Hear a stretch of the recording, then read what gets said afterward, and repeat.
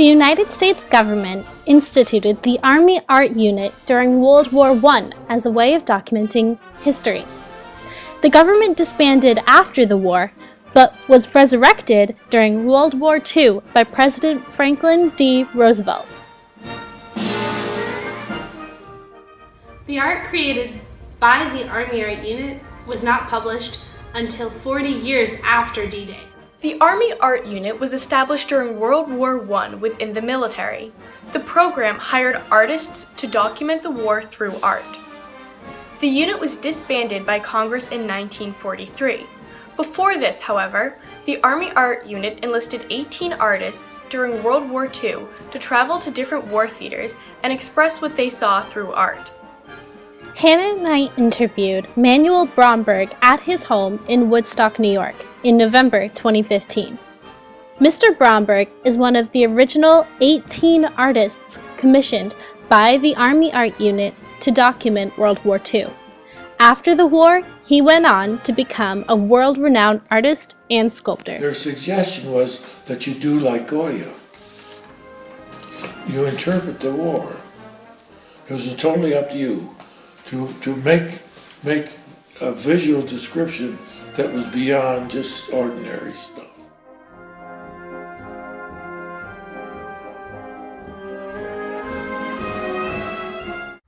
Although war artists were encouraged to portray World War II through art, they were heavily censored by the government so that their work would be used as propaganda. Yet it was not exposed to the public until years later, when the country could finally grasp and accept the raw emotion of the war.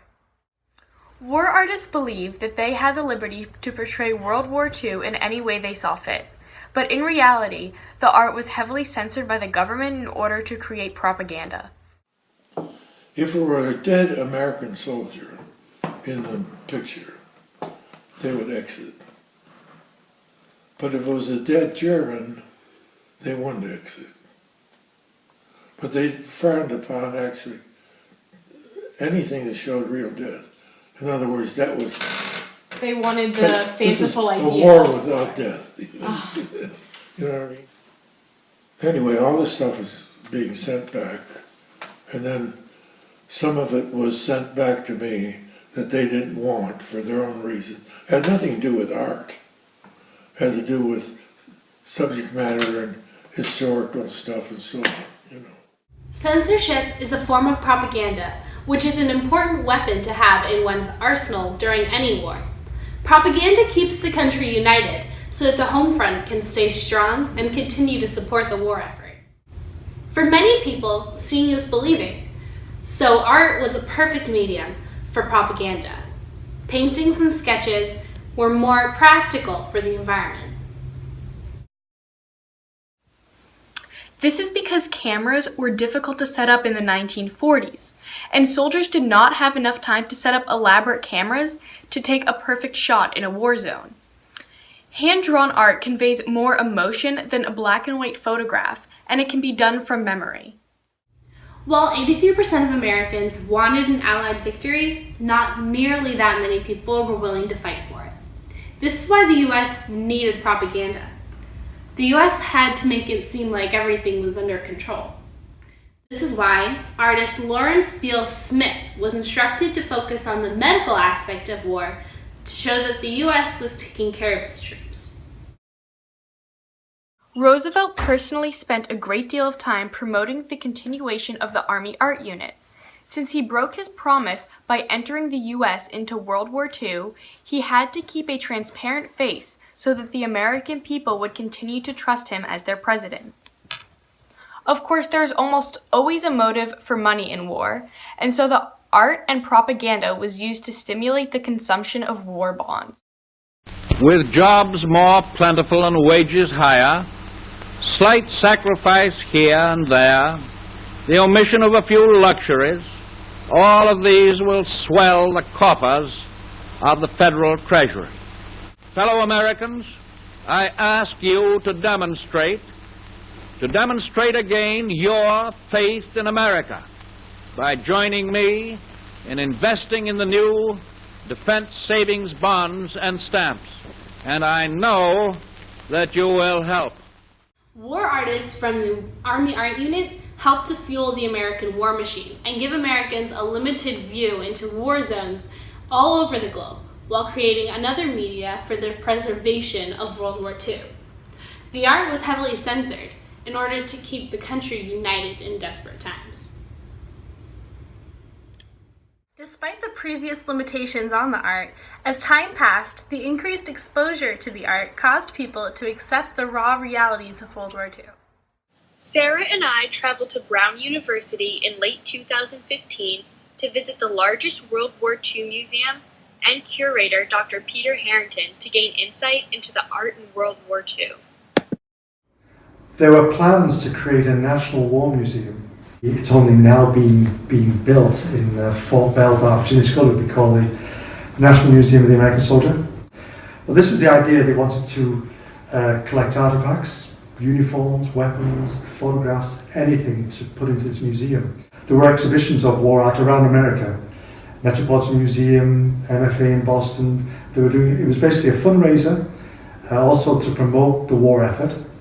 The average person was not seeing this stuff. The art's public release was delayed because of America's sensitive state during and after the war. America was in a sensitive state after World War II because the country was experiencing major social and economic changes. The messages displayed in the art were seen as too radical to be published at the time. The majority of these themes were deemed too intense for the changing atmosphere. Because so many different types of artists were working on World War II portrayals, there were a variety of themes represented. Some artists, like Robert Capa, focused on the heroism and action of the war. Bromberg and Lebrun emphasized the violence and emotion of the victims of battle. Lebrun's Reign of Ashes was a depiction of the tragedy of war. It, like many others, were made to amplify the outbursts against the inhumane acts of war. America was not ready for this point of view, and so it was hushed and hidden behind the shadow of propaganda. Now, the art is welcomed and provides a new and clear depiction of the various emotions and perceptions of the war. Now, 70 years after the fact, a great deal of art has been taken from archives and placed into galleries projecting various themes. Galleries expose people to different media of recorded history. Now is a perfect time to expose this uncensored art because the US does not have to worry as much about public backlash. If the art was displayed right after the war, citizens would feel cheated because the government had hidden so much from them. Even in the 1960s, there was a fair amount of distrust between the people and the government because of the Vietnam War. Before now, there was no good time to tell the American people that their own government had hidden the gruesome reality of the war from them. The Anne S. K. Brown Military Collection at Brown University in Rhode Island now shows various types of artistic history that change people's understanding and point of view of World War II. Rather than a propaganda float, people today witness this art as raw emotion that enveloped soldiers during their experiences on the front lines. World War II is viewed differently by everyone. Where people get their information has a huge impact. Bromberg showed humanity in pain and worked to display a sense of sadness, while Capa showed bravery and advocated the heart and strength of a soldier. Short-term, war artists were used to generate propaganda to help the war effort, but the Army Art Unit was ultimately created to develop the history of World War II from the eyes of American soldiers. No matter the circumstance, art has a long-lasting effect on everyone in the world. When it comes to the exchange of human ideas, public opinion is a powerful tool that can be wielded to alter history.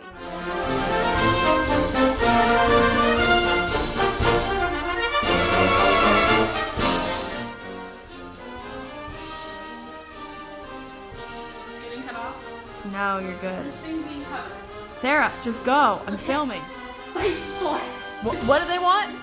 an Allied victory When do they want it? now! I come back in and we've lost Mop, and I need your help looking for her. Let me do this take first. Go. Well, Never mind.